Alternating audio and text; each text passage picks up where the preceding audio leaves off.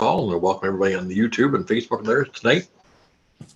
Good evening, Your Worship. All members are present with the exception of Councillor Hewitt. Thank you very much. We'll see whether he joins us later or not. Item 3 is review of revisions or deletions to the agenda. Anybody got anything you want to add to the agenda at this point?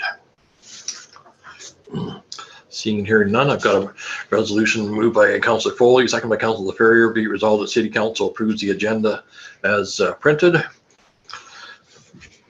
Anybody opposed to that motion? We will consider that carried. Is there any disclosure of pecuniary interest or general nature tonight? Hearing and seeing none, we'll move on to the review and adoption of the council minutes. I got a motion moved by Councillor MacArthur, second by Councillor Whalen. Be it resolved that City Council approves the following minutes as printed. The regular meeting council that was held on May the 18th, 2021. So any comments on that set of minutes? If not, anybody opposed to carrying that motion? We'll consider that carried. Tonight there is a public meeting pursuant to the Planning Act, Municipal Act, and other statutes. So we'll now, tonight this meeting is scheduled tonight is for one zoning bylaw amendment application. The Planning Act requires that a public meeting be held before council decides whether to pass a bylaw adopting a proposed amendment. And the public meeting serves two purposes. First, to present to the council and the public the details and background to the proposed amendment, and second, to receive comments from the public and agencies before decisions made by council. So I now declare this meeting to be open and to be a public meeting pursuant to Section 34 of the Planning Act. And the zoning bylaw amendment application to be heard this evening is application ZBA 2021-03. The owner is 1780106 Ontario Incorporated. The applicant is 2829397 Ontario Limited. And the subject land is 52 Jaffrey Street. And the purpose of the application is to rezone the property from Highway Commercial C2 to Highway Commercial with an exception, to add light industrial use to the list of permitted uses for the subject property. So Jennifer Pye will present the application. Jennifer, you're on. Thank you, Mayor Kidd. So the application that we're looking at tonight is ZBA 2021-03. As Mayor Kidd stated, the applicant is 2829387 Ontario Limited, and the subject land is 52 Jaffrey Street in New Liskeard. You can go to the next slide, Brad. So the purpose of the amendment that we're dealing with, this is a site-specific amendment to rezone the property to add a light industrial use as a permitted use in addition to the already permitted C2 uses. So the applicant is the owner of Polyure Castings, which is currently located in Earlton, and he's in the process of relocating his business onto the subject property. So the subject property is shown here in blue diagonal lines, and you can see that it lies between the railway tracks and Jaffrey Street, just to the north of Whitewood Avenue. And then an aerial image of the same area here. And so the next few slides are just photos of the property that were taken during the site visit. So this one was taken near the railway tracks on the south side of Whitewood, looking northeast into the property. And the one you're looking at, oh, we're going ahead here. So this photo was taken from Jaffrey Street looking west. And this one is from Jaffrey Street looking northwest into the property. Okay, so this property is designated mixed use areas in the City of Temiskaming Shores official plan. The official plan provides that a mix of industrial, commercial, and institutional uses, as well as associated accessory uses, public service facilities, and compatible residential uses are permitted in the mixed use area designation. And this slide lists the uses currently permitted as of right in the C2 zone. So you can see it's a pretty lengthy list there. Light industrial use does not appear on this list. However, there are a number of other similar uses that do appear on this list. So the property is zoned highway commercial in the city's zoning bylaw. As previously mentioned, the purpose of the amendment is to allow a site-specific exception to permit a light industrial use on the property. The definition of light industrial use is the manufacturing, assembly, or processing of component parts or finished products suitable for retail trade, and does not include industries whose operations involve the emission of any air, water, or noise pollution that creates a nuisance outside of the building. So the building is also currently being used as a transportation depot and a contractor's establishment, which are existing uses, and they do appear on the list of permitted uses in the C2 zone. So the applicant has provided some additional information regarding his proposal, which will be provided to council with the reports and bylaw at the next meeting. The applicant has indicated that the processes used in fabricating the parts that he makes are contained entirely within the building, and there will be no fugitive noise, odor, or vibration emissions, and no water is used in the process. No construction is proposed as a result of this application, and the business will be entirely contained within existing vacant space in the building. It's also worth noting that this property was formerly zoned mixed industrial, or M2, in the town of New Liskeard zoning bylaw. So notice of this meeting was given in accordance with the requirements of the Planning Act, and the application was also circulated to city staff with no concerns or objections noted. So the slide reads that there were no concerns received from external agencies or members of the public. However, a letter was received yesterday from Ontario Northland, and I'll summarize that after the applicant has an opportunity to speak at the conclusion of this presentation. And next steps for the application will be to bring the necessary reports and draft bylaw for council's consideration at the June 15th regular meeting.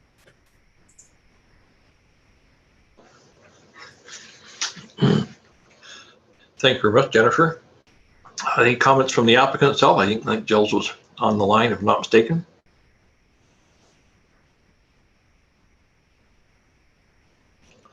Hear me now? Yes, I can hear you now, yes. No, I spoke with Ontario Northland with John Corley technically tonight after receiving their email, and it seems like because there's an encroachment with their land, with Day and Ross being there, and it seems as though we can get along easily with me signing something stating that if ever I go on his side for Day and Ross purposes, like for them to use those doors, like there are 3 doors, they need to technically access Ontario Northland's land, and we'll reach an agreement at a later date stating that we can use his land without any issues. That was the only issue that was proposed, like came up, and after talking to him tonight, he pretty much told me, don't worry about it, we'll get it resolved. So it would just be like a partnership agreement between you and Day Ross there to use that same parking lot for transport in and out. Yeah. Because I don't want to be any nuisance to Day and Ross either. That's why I don't want me applying for this and then they get affected by it negatively. So I'm just trying to make sure everybody within the building keeps building. You would primarily use the western part of the parking lot rather than the east side? Exactly. There's only I think I only have access onto the one side on like the Jaffrey Street would be. That's where like my garage door would be. So that's the side I'd be using. Okay. Yeah. Any other comments you want to make before I get questions from the councillors tonight? No, I'm willing to answer any questions if there's any. Jennifer, did you want to read that letter from the owner first, and then we'll get questions from council? Sure. So I'll just summarize it because it is 3 pages long and it's pretty wordy. So there are 3 primary concerns. The first was safety, and this is what Mr. Perot is referencing. So they do have a railway right-of-way adjacent to the property, and when they reviewed the file, they noted that there is some existing encroachment on the property or on their property for parking of transports, and they were concerned about access to the existing bay doors on the west side of the building. And whether or not that would be possible without encroaching onto ONR property. So if Mr. Perot is working with the property owner to come up with an agreement, then that will satisfy, I believe, ONR's concerns. They reference in the letter that they wanted something from the city for either zoning with conditions or through site plan control. We aren't doing either of those processes, so we don't typically zone with conditions here, and we won't be going through site plan control for this proposal because there is no construction proposed on the property. So neither of those are an option. They also mentioned that they would like to see a fence being erected, a security fence on the property to make sure that there is no encroachment, but again, without zoning with conditions or site plan control process, the city won't be involved in any of those discussions through the zoning amendment. And it'll be up to ONR and the property owner to work together to meet their requirements. The second concern that they had was drainage, and they just wanted to be sure that there would be no alterations to the existing drainage patterns on the property. And again, asking for either conditions of zoning or through site plan control. We don't have either of those processes. So that's up to ONR to work with the property owner. And as no construction is being proposed, there shouldn't be a change to the drainage patterns of the property. Their third concern was noise and vibration, and what they were looking for in this regard was just an acknowledgement from the owner of the property that the railway tracks cause noise and vibration, and that they will not have any nuisance claims towards ONR for those types of concerns. Okay. Are there any comments from the public before we go to council? I'm not seeing any, Mayor Kidd. Okay. I'll open up the questions and comments from the councillors at this point. Who would like to go first?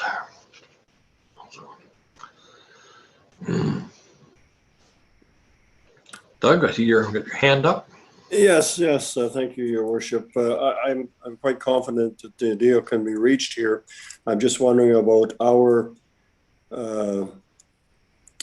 need to ensure that this has been done before we approve the plan or the change, and if so, how long would that take so that we can get Mr. Perot going here? I would hate to have somebody come back and say, okay, council, you didn't do your due diligence in assuring that we had come to an agreement for the facts that they had presented to us. If it's not a great issue, it's not an issue to me. I just want to make sure somebody doesn't come back on council. Just correct me if I'm wrong there, Jill, Day Ross uses that parking lot to the west of the building, between the building and the ONR tracks. You would be using the parking lot to the east between the building and Jaffrey Street. So I don't see how your business would impact that ONR easement through there at all. So No, I'd be using exactly the Jaffrey Street. But because technically I'm buying the property, so I'd be in charge of making sure that Day and Ross is not. So technically, I just want to protect the tenant in the end. So to me, it's not just about Collier moving in; it's about protecting who's in the building right now too. Make sure that they're not affected or having to move because of me being in there. Okay. But I think if we approve the zoning, that's not really ain't going to impact whether or not the actual sale goes through or not, Doug. So I'm fine with it. I mean, I'm certainly encouraged by it. Actually, just a question. I just want to make sure there's no repercussions for council. Yeah. Any other comments? If not, thank you very much, Jill, for joining us tonight and answering questions. Or we will declare this portion of the public meeting to be closed, and we'll advise the council will give due consideration and probably get this back to a summary resolution by the next council meeting on the 15th of June there. So thank you very much, Jill, for joining us tonight.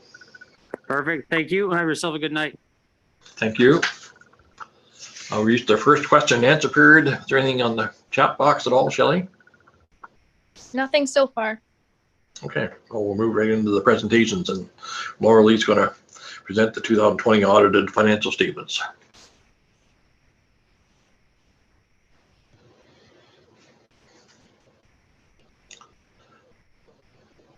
I think she is.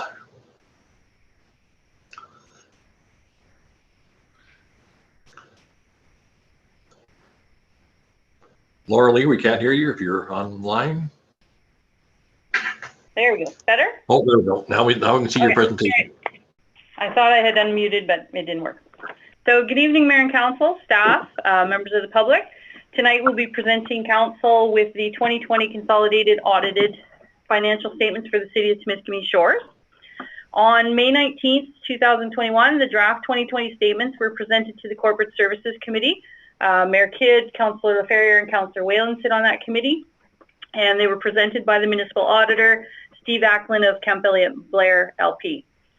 Due to COVID-19 and the format that we're doing with council meetings, I will be presenting both the audit opinion letter and a brief presentation of the consolidated statement. So the first, Brad, if you can just switch screens there. There we go. So the first page we're going to look at is the opinion letter. It's a 2-page letter, so I'm not going to read it all. I'll just read the opinion, which is the most important document in the entire financial statement. We have audited the consolidated financial statements of the Corporation of the City of Temiskaming Shores, which comprise the consolidated statement of financial position as at December 31st, 2020, and the consolidated statements of operations, change in net financial assets, net debt, and cash flows for the year then ended, and notes to the financial statements, including a summary of significant accounting policies. In our opinion, the accompanying consolidated financial statements present fairly, in all material respects, the financial position of the Corporation of the City of Temiskaming Shores as at December 31st, 2020, and the result of its operations, change in net financial assets, net debt, and cash flows for the year then ended in accordance with the Canadian Public Sector Accounting Standards. So again, we have met the requirements under PSAB and the public sector accounting, and we have met a good audit for 2020. Is there any questions on the opinion letter? Seeing none, no. So we'll move on to, so the full opinion letter can be found on pages 2 and 3 of the financial statements. The entire financial statement document has been presented in your package tonight. Page 4 is the consolidated statement of financial position. So we'll briefly look at them. Our financial assets are $14.2 million. This includes our cash, investments, taxes receivable, accounts receivable, inventories for resale, which is mostly comprised of land for us, and long-term receivables. So we are seeing an increase of about $935,000 from 2019 in our financial assets. Our cash is seeing an $886,000 increase. This really relates to not reinvesting our assets that matured at the end of 2019 and 2020, and we also received the additional Safe Restart funding, and we had federal gas tax that was unused during 2020. Our investments are decreasing by that same amount. Again, it's not reinvesting. The terms for reinvesting, the interest rates and stuff were just not viable at this time, so the funds have not been reinvested into any debentures. Into any investments at this time. Our taxes receivable, we're seeing an increase of about $521,000. This is due to, we had some late supplement billings that were due in early 2020. And of course, we still have some unpaid taxes related to the COVID for certain properties. Our accounts receivable is an increase of $478,000, which relates to more fourth quarter costs in 2020 than in 19, resulting in a larger HST receivable at year end, which was about $400,000. Are there any questions on the financial assets? Nope. Okay. We'll move down to our liabilities. We have $15 million in liabilities. This includes our landfill closure and post-closure estimates, our municipal debt, and our deferred revenue. Our accounts payable and accrued liabilities, there's a decrease of $1.3 million. This relates to the timing of our year-end operating invoices, and due to COVID, we did reduce a number of capital projects, so we didn't have as many capital projects at year-end that we normally do, or any carryovers as we did in 2019. We have our deferred revenue other. This is an increase of $366,000. This is due to unused OCIF funding, so that's the Ontario Community Infrastructure Formula-based funding of $270,000. Our Employment and Social Development Canada accessibility funding, that's funding for the New Liskeard Arena at $100,000, and additional donations towards the splash pad project. Under our obligatory deferred revenue, we have a decrease of $539,000, we used up a good portion of our unused gas tax from 2019 for our 2020 roads program. In our municipal debt, we had an increase of $388,000 from 2020 in direct correlation to the new debt of 1.7, which relates to the new library debenture, and debt repayment of 1.3. So our new debt exceeded our debt repayment by $388,000. Are there any questions on our liabilities? Nope, carry on. Okay. That brings us down to our net financial assets, or net debt in our case. So this is one of the key numbers that we look at as it reflects our operating surplus or deficit. We are in a deficit position. However, we've seen a positive shift of $2.2 million from 2019. So based on the budget that council had passed, we passed a cash budget in 2020. We were actually looking at increasing our net debt of an additional $729,000. So as you can see, we've actually decreased our net debt by 2.2. So it's an overall shift of about 2.9 million. And a lot of that was due to the surplus that we had in our operations that you saw from our unaudited year-end report that we presented previously.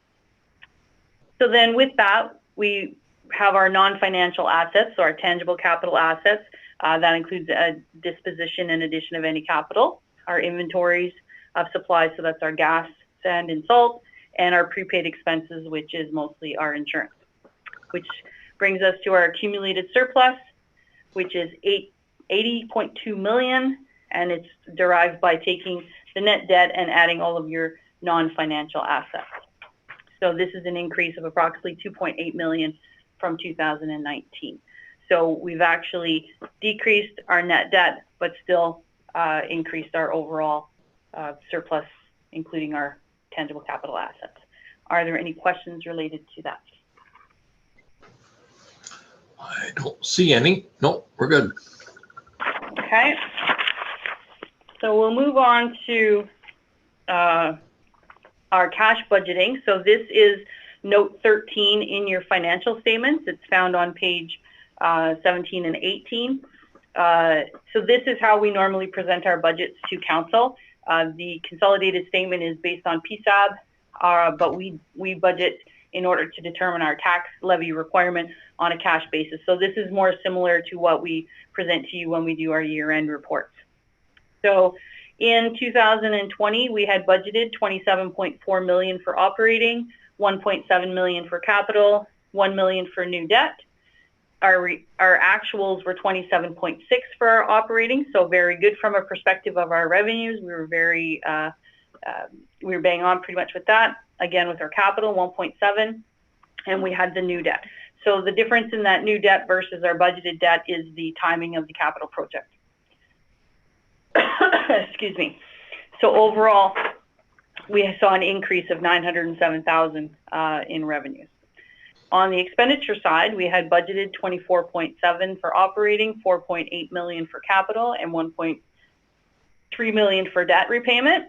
Our actuals came in at 22.5 for operating, 4.6 for capital, and 1.3 for our debt repayment. So a surplus of 2.4 million in expenditures. So that was really what was driving that year-end surplus that we had in our year-end report that we provided. So the overall net surplus, we had budgeted a deficit of 729,000. We actually saw a surplus of 2.6 million. So we have a $3.3 million surplus, higher than what we had originally budgeted. 2.4 million relates to our operating expenditures. And that, again, as per our year-end report, a majority of these are operational savings that have a direct correlation to the impact of COVID within our community, having some of our facilities closed, having some of our programs shut down. They all showed an impact, not always negatively, towards our budget.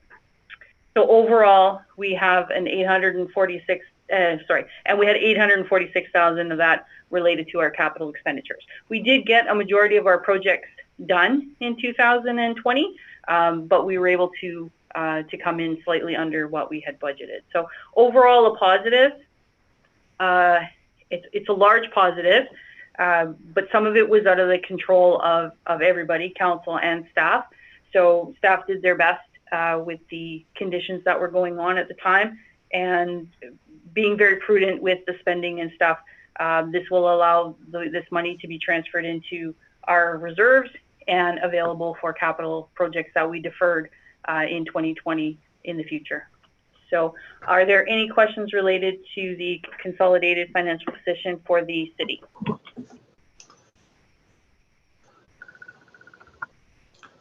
I don't see it at this point, Laura. No.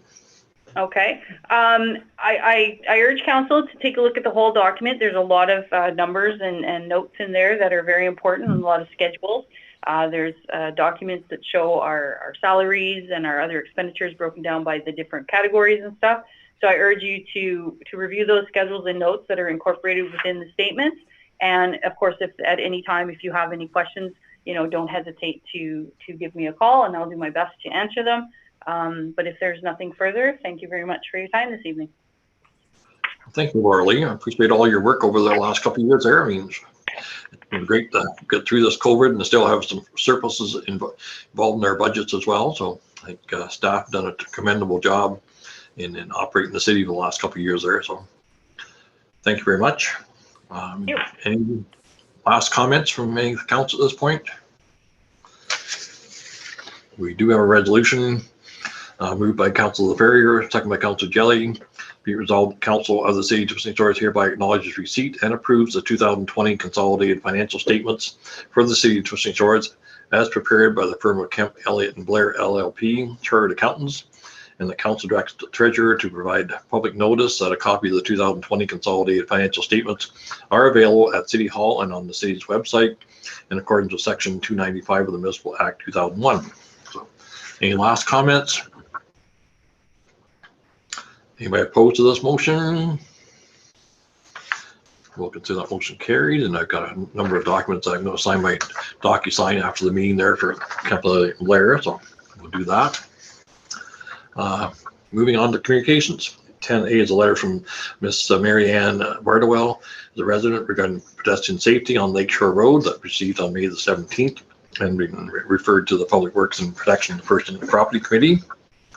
10B is a letter from Ina Watkinson, the acting deputy clerk for the township of McKellar, looking for support for requesting consideration of tax breaks on the 2020 CERB payments received on May the 17th for our information. 10C is a letter from Gravel Watch Ontario regarding consultation on growing the size of the Greenbelt received on May the 18th for our information. 10D is a letter from Terry Young, the interim president and CEO for the Independent Electricity System Operator, IESO, regarding the future of gas generation in Ontario, received on May the 19th for information. 10E is a letter from Chris Hodgson, the city manager for the City of St. George, regarding the Ontario Provincial Police Detachment Board's presentation that was made to the different, I guess, heads of council there for different municipalities, received on May the 20th. And there's a motion to be presented on the new business there. 10F is a letter from Expertise for Municipalities, E4M, regarding the 2020 Integrity Commissioner's report, received on May the 27th for information. And lastly, a letter from Christopher Raynor, the regional clerk for the regional municipality of York, looking for support for the timing of step 1 of the provincial roadmap to reopen in 2020, received on May the 27th, 2021 for our information. So I got a motion moved by Councilor Ferrier, second by Councilor MacArthur. Be resolved, the City Council agrees to deal with communication items 10A through 10G according to the agenda references, unless somebody wants to bring something back. Any comments?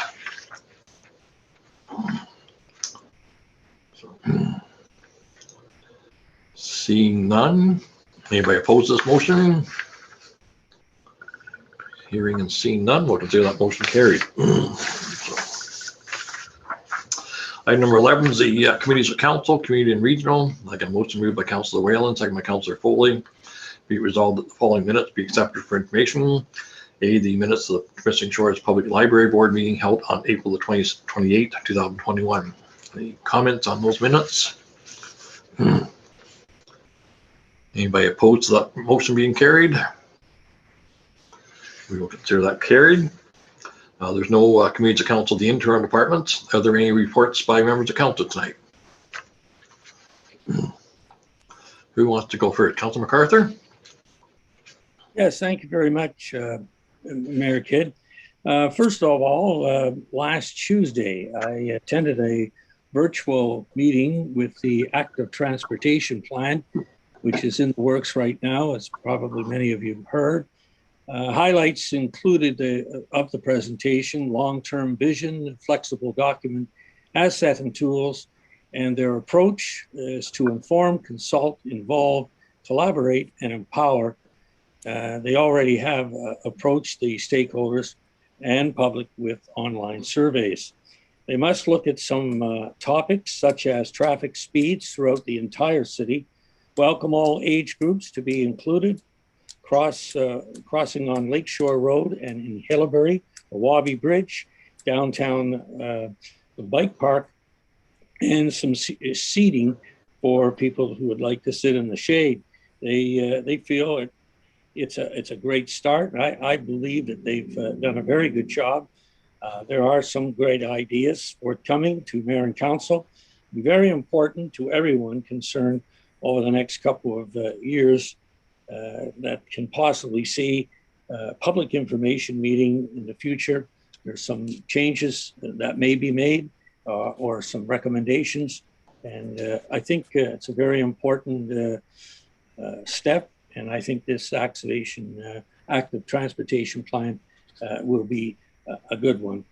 Also, I must mention from the Phenom Conference 2021, Go North, one of the many presentations that to me stood out was the first FedNor is now a body all by itself and has been given $500 million over 2 years to help infrastructure, create jobs, and help not-for-profit groups. $700 million over 3 years supporting jobs and growth starting right now. $500 million for a tourism relief fund to recover from the cross-border losses and travel restrictions. And that was through the recovery incentive. And also helping regional airports, $250 million over 3 years, plus other promotions financially to help businesses, including women's businesses. It's all win-win for this area. And I really am happy to see FedNor be on their own, and I think they'll do a great job. Another key address came from the chairwoman of the O&R. There was many subjects she talked on, but one was concerning the return of the Northlander, which carries currently being studied. But I must make a comment because I am upset about this, Mayor, if you don't mind. And the comment I'm making is with regards to MPP John Bantoff, his latest negative comments with regard on the comeback of the Ontario Northland passenger train by 2024. John has worked with us on different topics over the years to help us and support us whenever an issue came up. But to vote against the spending of $5 million to overview the tracks of the conditions of them and at least 13 different stops, and then say that this will likely not happen is purely unacceptable in my eyes, as from a recent survey and interest, many seniors and others that have medical appointments need to take the train to Toronto and visit loved ones. And not all people have a car anymore, or they never do have a license. So I think, John, really, I'm upset about this because I just feel he should be in our corner. I know that he was upset with the train being shut down. I don't believe he even voted when the Kathleen Wynne government did this. But I think something should be sent to him with regards to this council, and that's not for tonight maybe, but I hope he would be part of this of the return of the Northland. He was very outspoken when they actually did cancel the O&R passenger train there back in 2012 or wherever that was there. I agree. It's just a lot of them didn't vote on the closing. But okay. I you know what I mean. I just feel that he should be trying to encourage the train coming back, not vote against it. He voted against the $5 million. So anyway, that's my say for tonight. Thank you, sir. Councillor Jelly? Yes, thank you, Your Worship. I just wanted to bring in the fact that May 26th to 28th, I virtually attended the OAPSB convention. It was very well done, laid out quite well over the, considering the way we did it. We had our elections, nothing has really changed. I was still put in as the representative for Zone 1A. I'm the representative for municipal as well as the Section 10s as we know it. The actual Section 10 director for this area and the whole area of Section 1 and 1A, which runs right up through to the Manitoba border, and then the area of ours down here is Don Smith. Don and I have worked together on keeping the Section 10 boards in our area up to date when stuff came in. So we won't see too many changes there. The other thing that I wanted to bring up, and I sat in it all, obviously, because I do represent the municipal boards, Section 32s as well as the Section 10s. So I attended the whole conference. As far as the Section 10 part of it that we're involved in, a lot of it is certainly not new news to myself or would be to Chris, having worked on what we're working on towards detachment boards. The only light that I did see out of this, we did question the fact that the municipal election is next year and possibly the provincial election. We were more concerned about the municipal election and their timing of forming these boards. They're talking about having the Community Policing Service Act in by February, March of 2022. Then we go to elections in the fall. So we could possibly have a whole board in place for 6 months, and then it would all be upset with the municipal election and the municipal appointees that would be on the board. So the lawyer for that, who is Sarah Caldwell, who spoke several times, did acknowledge that and did admit that they are having a look at that. So, I mean, I think the general consensus is get your boards ready and have them in place, but perhaps not really get them going until after the election. But that remains to be seen. I did ask a couple of questions about things of Sarah, and I'm going to be giving her a call because I'm not really content with the answer I got about boards opting out. Her comeback to that was, well, in the north where there's lots of small communities, this is out of not verbatim, lots of municipalities, one take on something and the other ones take on something else. Well, that's not quite what we're talking about here. We're talking about representation for all municipalities in Ontario, and now they're going to allow this opt-out. So I'm going to give her a call just to have a chat with her on how I interpreted what she said and see. I'm quite sure they're going to allow the opt-out, but I don't think it should be allowed on the pretext that we are going to be representing the townships that opt out unless they are going to be paying. So I will be asking that question. Well, my last comment, the last day we had a speaker, resiliency and wellness speaker, Dr. Robin Hanley Defoe. I have never in my police career nor my career as a counselor sat in on such an inspirational, easy to understand, interactive, if you wanted it to be, talk on stress and everything else that we're going through now. Now that's going to be downloaded onto our OAPSB site, and we can make it available. So I'll be talking to Kelly about it. And when we get, I think you're downloaded now. I believe I did get a message this week saying it's on OAPSB. I would love to make this available to everybody in our city if they'd like to have a look at it or listen to it. It was very, very inspirational and very well put together. Not one of the ones where you just sit in and listen and try to absorb everything. The way she came across was, although it couldn't really be a whole lot of interaction there, but she did take time for questions, and she did explain things in a way that, or maybe it's just me, but a way that I really understood and appreciated. So I'm going to see if we can make that available. Thank you, Your Worship. I didn't mean to take quite so much time. Not a problem. So we have a fairly short agenda anyway, so thank you. Anybody else report? Councillor Foley? Yeah, I just want to let everybody know on the bicycle friendly side, June is usually bicycle friendly month in Temiskaming Shores, and there will be a bike exchange on June 12th at the old horse barn at the old agriculture school near the OPP station. So you guys have no excuse not to go out and get a bike for next year's council, mayor council ride. So, and check out Bike Temiskaming Shores. They've got lots of, I believe they've got a bunch of group rides set up for the month of June as well. Thank you. And you want to check the fine print in your contract. That's your job, Councillor Foley.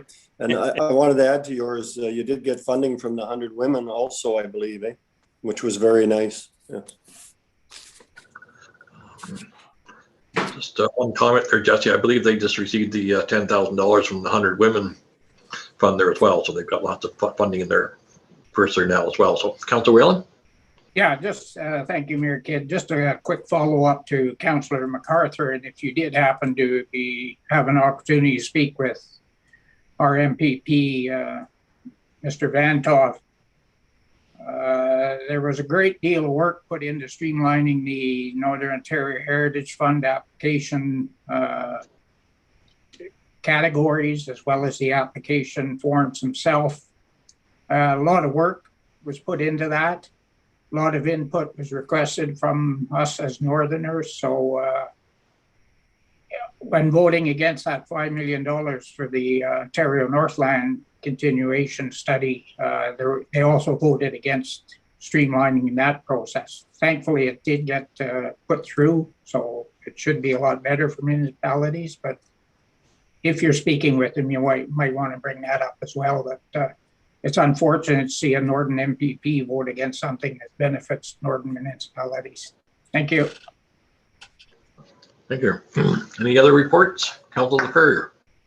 Thanks, Your Worship. And not a report, but more a request. And I would really like to see the city support that every child matters. And when we look at in the announcement that came out of Kamloops, not that long ago, the 215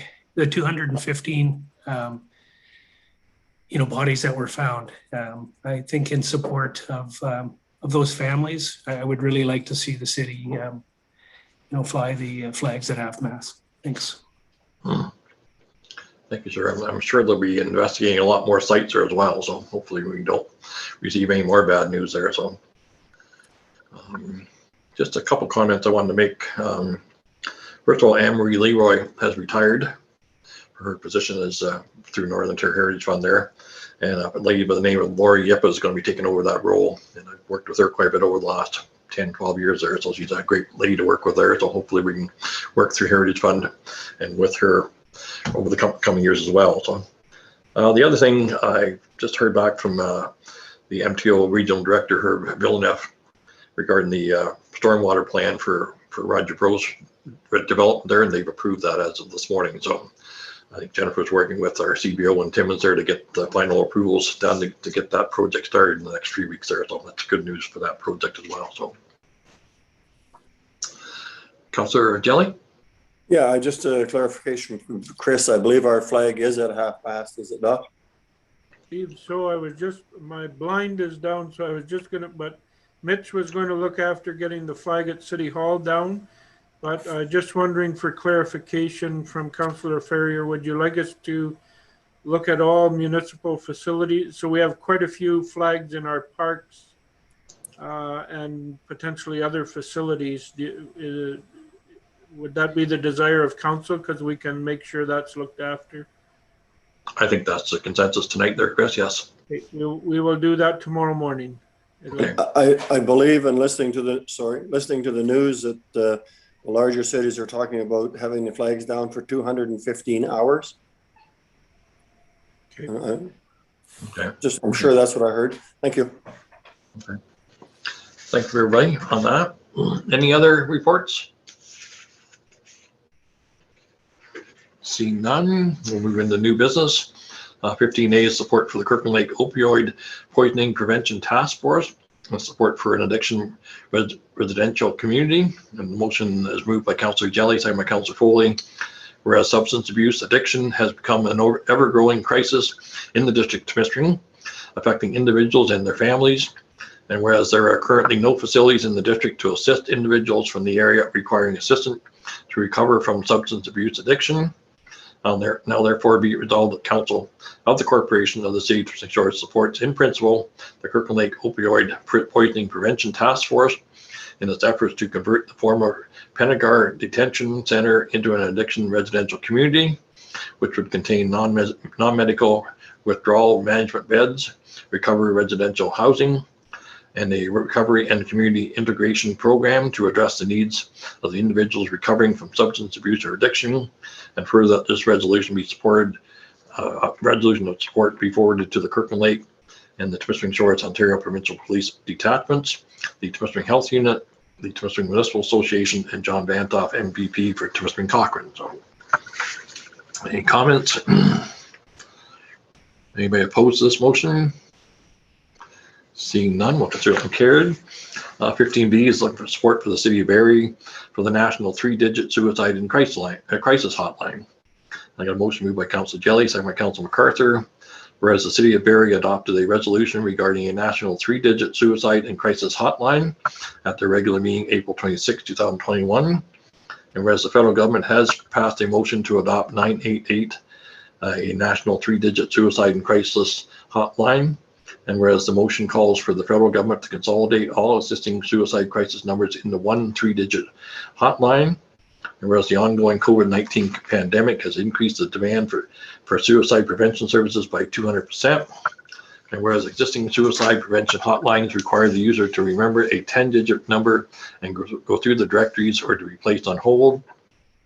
And whereas in 2022, the United States will have in place a national 988 crisis hotline. And whereas the City of Barrie recognized that it is a significant and important initiative to ensure crisis barriers are removed to those in crisis and seeking help.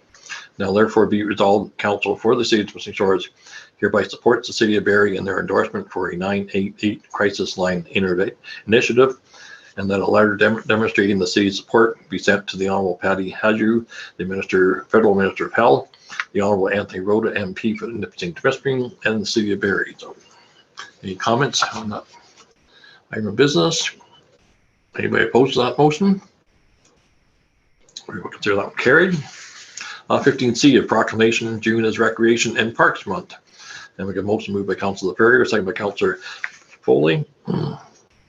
Whereas at Temiskaming Shores, we are fortunate to have a variety of recreation and park systems, providing countless recreation opportunities for residents and visitors from around the world. And whereas recreation enhances quality of life, balanced living, and lifelong learning, helps people live happier and longer, develops skills and positive self-image in children and youth, develops creativity, and builds healthy bodies and positive lifestyles. And whereas recreation participation builds family unity and social capital, strengthens volunteers and community development, enhances social interaction, creates community pride and vitality, and promotes sensitivity and understanding to cultural diversity. And whereas parks, open space, and trails provide active and passive outdoor recreation opportunities, help maintain clean air and water, and promote stewardship of the natural environment. And whereas recreation, therapeutic recreation, and leisure education are essential to the rehabilitation of individuals who have become ill or disabled or disadvantaged, or who have demonstrated antisocial behavior.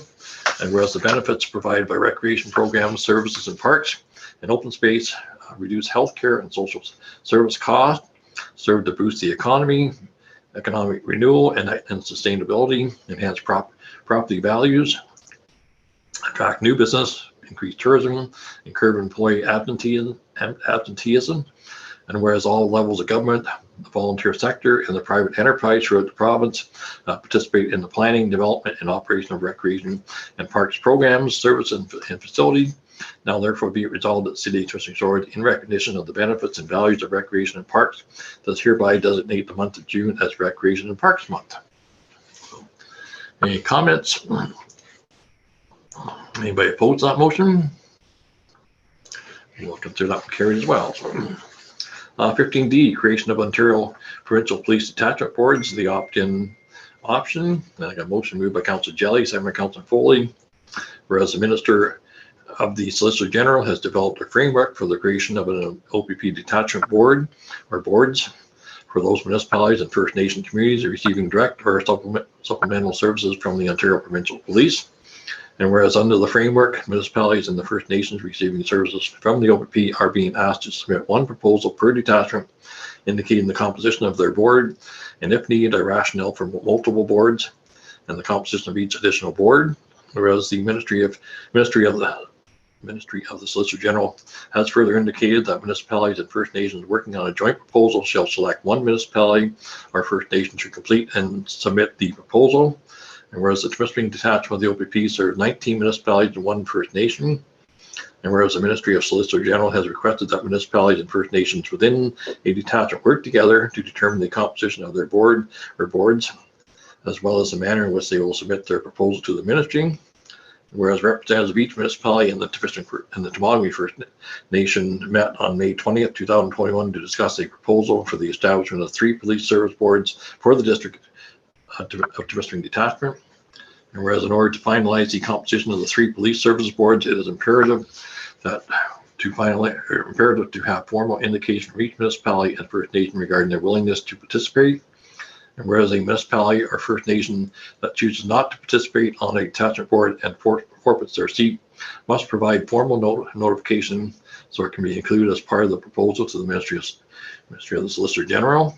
Now therefore be it resolved that the City of Temiskaming hereby agrees to participate in the establishment of 3 police service boards for the Temiskaming detachment of the Ontario Provincial Police, and further that the City of Temiskaming agrees to be responsible for the coordination and submission of a joint proposal on behalf of the 19 municipalities and the Temiskaming First Nation to the Ministry of the Solicitor General. So, any comments, Councillor Whalen? Yeah, thanks very much, Mayor Kidd. There's a lot more to this than the resolution that you just read, although it was rather lengthy. There's the package that was in our communications. There's meetings that were held with the local municipalities, and there's a lot of work that went into this. I just wanted to thank City Manager Chris and Councillor Jelly for all their efforts. I know we did a lot of work on this with AMO and Minister Jones, and I think this is exactly what the province is looking to see. And I greatly appreciate the fact that you suggested that Temiskaming Shores step up and coordinate things on behalf of all of the municipalities. I think that's going to carry a lot of weight in our proposal. So again, thanks very much for all your work on that. Thank you, sir. I know Chris did a whole presentation there and worked on that for a couple of days there, and we joined that teleconference and did a very good job presenting that to the other municipalities there. And I hope not too many of them opt out. I'm assuming there'll be some, but that's up to them. So, any other comments on this before we vote? Anybody oppose this motion? Seeing none, because that motion carried. So 15E is January to May 2021 year-to-date capital finance report. I got a motion moved by Councillor Whalen, second by Councillor MacArthur. Be resolved, the Council of the City of Temiskaming hereby acknowledge receipt of the January to May 2021 year-to-date capital financial report for information purposes. So, any comments on that report? Anybody opposed to this motion? I'll consider that one carried. 15F is Memo 022-2021 CS, the Business Recovery Program. And I got a motion moved by Councillor Hewitt. Going to change that. Who would like to move that motion? So, Councillor MacArthur? Mayor Kidd, Councillor Hewitt is on now. Oh, is she on there? Okay. Well, we'll leave it as Councillor Hewitt then. And second by Councillor Whalen.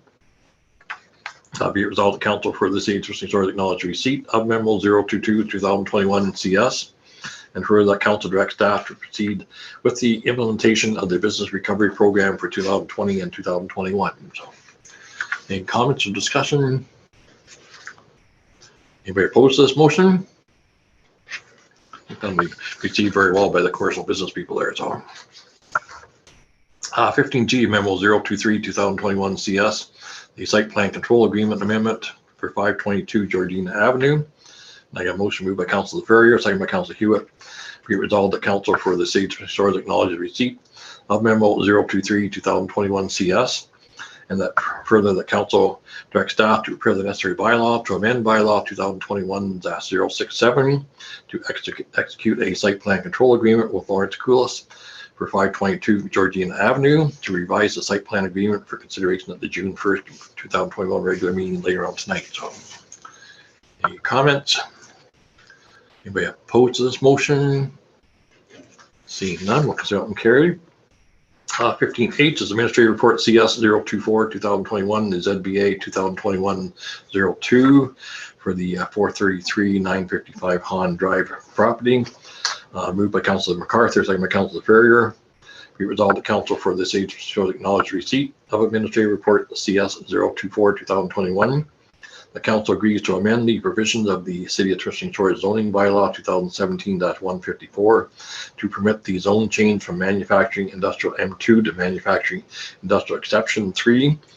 And the council directs staff to prepare the necessary bylaw to amend the City of Temiskaming Shores zoning bylaw 2017-154 for consideration at June 1st, 2020 regular council meeting later tonight as well. So, anybody opposed to this motion? Carried. 15I is Administrative Report CS 025 2021, the Great Fire Centennial Request. I got a motion moved by Councilor Whalen, second by Councilor Jelly. Be resolved the council for the City of Temiskaming Shores acknowledged receipt of Administrative Report CS 025 2021. The council agrees to partner with the Hillbury Heritage Museum and endorses the Great Fire Centennial event as a community event through the provision of administration support, equipment, insurance, marketing, faculty usage, and labor for logistics for the project. And the council directs staff to prepare the necessary, a strategic alliance agreement between the city and the Hillbury Heritage Museum to outline the responsibilities of each party so that each party clearly understands processes and reporting required to ensure that the event is successful. So Chris is very involved in that. It will be for the next year, I imagine, as well. Hi, Chris. So, any comments? Councilor MacArthur. I was just wondering if there's a budget for this. As far as city expenses, Councilor MacArthur, or as far as what the museum's going to end up spending? Just what the city is going to be putting into it. I think it's a good idea. Chris, you want to comment on that, or? James may have the exact details on it, but there is a funding application that was submitted. So the hope is to have the majority of it funded through provincial and federal partners. So because this is an event that is not just of local significance, but it is one of the 10 worst natural disasters in Canadian history, that we're very hopeful that we're going to be able to garner support from other levels of government, including the province and the federal government.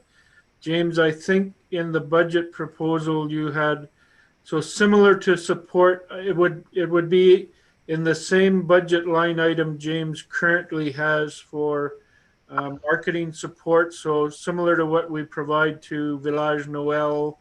I'm going to forget some, James, but the Fall Fair, North on Tap. North on Tap, those. So looking at $5,000 commitment in marketing dollars. So it's marketing the event, but also marketing the city.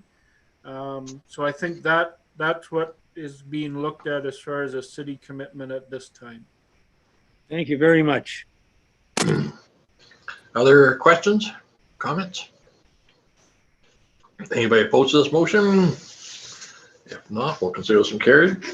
15J, Administrative Report PW 014 2021, the extension of water and sanitary services to the Hillbury Fire Station. I got a motion moved by Councilor Jelly, second by Councilor Foley, be resolved that the council for the City of Temiskaming Shores acknowledge receipt of Administrative Report PW 014 2021, and the council directs staff to prepare the necessary bylaw to enter an agreement with Pedersen Construction 2013 Incorporated for the extension of water and sanitary services to accommodate the construction of the new Hillbury Fire Station in the amount of $81,440 plus applicable taxes for consideration at the June 1st, 2021 regular council meeting. Any comments? Anybody opposed? We'll consider that motion carried. 15K is Memo 008 2021 RS, the Canada Healthy Communities Initiative. And motion moved by Councilor MacArthur, second by Councilor Jelly. Be resolved that the Council for the City of Twisting Shores acknowledge receipt of Memo 008-2021 RS, and the Council direct staff to submit a funding application to the Healthy Communities Initiative Program funded by the Government of Canada to improve the city's active transportation infrastructure. Any comments, discussion? Anybody opposed to this motion? We'll consider that one carried. 15L is Administrative Report RS 011-2021, the climate change in Temiskaming Shores. Motion moved by Councilor Ferrier, second by Councilor Foley. Be resolved, the Council for the City of Temiskaming Shores acknowledge receipt of Administrative Report RS 011-2021, and the Council directs staff to prepare the necessary bylaw to appoint members of the Climate Change Ad Hoc Committee of Council for consideration at the June 18th, 2021 regular council meeting as well. People can decide whether they want to join that ad hoc committee. So, any comments? Anybody opposed to this motion? Seeing none, we'll consider that motion carried. Moving on to item 16, the bylaws. Like a motion moved by Councilor Hewitt, second by Councilor Whalen. Be resolved that bylaw 2021-087, being a bylaw to amend bylaw 2021-083 for the 2021 tax rates and the BIA levy. Bylaw 2021-088, being a bylaw to amend bylaw 2021-067 for the site plan control agreement with Lawrence Coulis for 522 Georgina Avenue. Bylaw 2021-089, being a bylaw to amend bylaw 2017-154 to rezone 433-955 Han Drive for manufacturing industrial M2 to manufacturing industrial exception 3. Zone to add a motor vehicle washing establishment as the additional permitted use on the property. And lastly, bylaw 2021-090, being a bylaw to enter into an agreement with Pedersen Construction 2013 Incorporated for the extension of water and sanitary services for the Hillbury Fire Station. These bylaws be hereby introduced and given first and second reading. Any comments, discussion? Anybody opposed to this motion? Seeing none, we'll consider that motion carried. And motion moved by Councilor Foley, second by Councilor MacArthur, be resolved that bylaw 2021-087, 088, 089, and 090 be given third and final reading, be signed by the mayor and clerk, and the corporate seal affixed thereto. Anybody opposed to this motion? We'll consider that one carried. Next scheduled meetings. The next meeting is set for Tuesday, June the 15th at 6 p.m. And then after that, that's Tuesday, July the 13th, with one meeting a month for July and August. So, second question and answer period. Shelley, anything coming up in the chat box? None tonight. None tonight. Okay. There's no closed session. We have a confirming bylaw moved by Councilor Jelly, second by Councilor Whalen. Be resolved that bylaw 2021-091, being a bylaw to confirm certain proceedings of the Council of the Corporation of the City of Twisting Shores for its regular meeting held on June the 1st, 2021. Be hereby introduced and given first and second reading. Anybody opposed? So carried. And motion moved by Councilor Ferrier, second by Councilor Foley. Be resolved that bylaw 2021-091 be given third and final reading, be signed by the mayor and clerk, and the corporate seal affixed thereto. Anybody opposed? So that would carry as well. And if there's nothing else, at 7:03, unless anybody else got any question of council at this point, a motion moved by Councilor Hewitt, second by Councilor MacArthur, that we adjourn this meeting at 7:03. All in favor? We are adjourned. Thank you, ladies and gentlemen.